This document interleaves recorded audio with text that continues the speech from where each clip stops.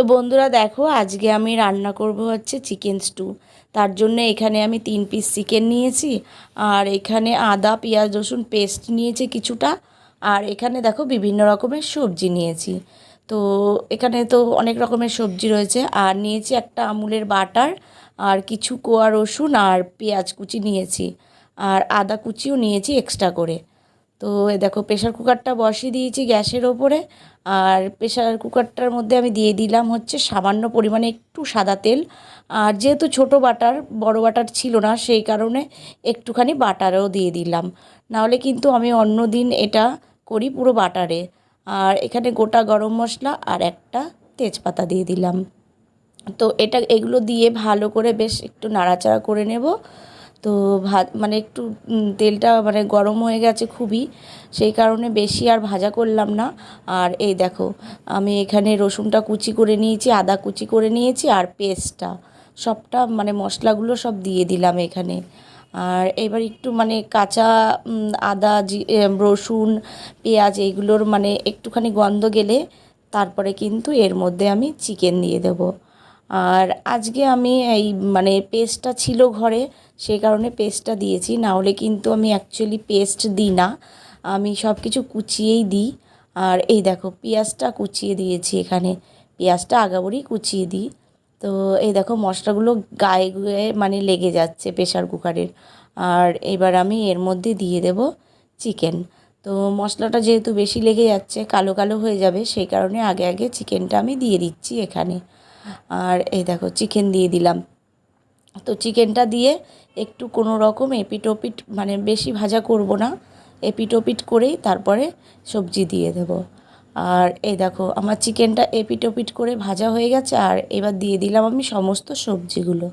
তো আজকে যেহেতু চিকেনের পরিমাণটা অল্প ছিল, তো অনেকের জন্য রেখেছিলাম 3 পিস চিকেন। আর আগের দিন আমাদের চিকেন হয়েছিল, সেখান থেকেই রেখেছিলাম। তো সেই কারণে আজকে সবজিটাও কম নিয়েছি। আর অন্য দিন না হয়তো আমি এর মধ্যে পেঁপে দিতাম। আর তোমরা তো জানোই এখন আমার প্রেগনেন্সি চলছে, সেই কারণে চিকেনটা মানে আমি পেঁপেটা স্কিপ করেছি, না হলে অন্য সময় করলে আমি পেঁপে দিই। তো চলো, এখানে সবজিগুলো একটু কোনো রকম ভাজা করব, মানে বেশি ভাজা করব না, মানে কষা একটুখানি কষিয়ে নিয়ে তারপরে কিন্তু আমি এর মধ্যে একটুখানি দিয়ে দেব নুন। তো বাটারে তো নুন ছিলই, তার জন্য একটু অল্প পরিমাণেই নুন দিলাম। আর এবার একটু নাড়াচাড়া দেবো আর একটু, তারপরে কিন্তু আমি এখানে ঝোল দিয়ে দেব। তো তোমরা কে কে চিকেন স্টু খেতে ভালোবাসো তারা তারা অবশ্যই কমেন্ট করো। আর আমার অনেক সোনা কিন্তু চিকেন স্টু খেতে মানে খুব ভালোবাসে, তো সেই কারণে ছোটোবেলা থেকে আমি ওকে প্রায়ই করে দিই চিকেন স্টু। তো চিকেন হলেই আমাদের বাড়িতে ওর জন্য রেখে দিই, তো সেটা দিয়েই ওকে পরের দিন আমি চিকেন স্টু বানিয়ে দিই। আর এই দেখো, আমার তো জল দেওয়া হয়ে গেছে।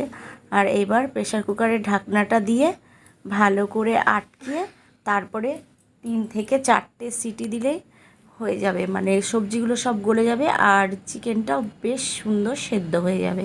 তো চলো, সিটির অপেক্ষায় থাকি।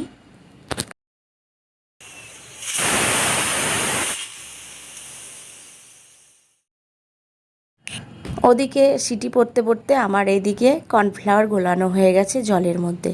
আর এই দেখো, আমার একদম মানে সিটি পড়ে তারপরে ঠান্ডা হয়ে গেছে।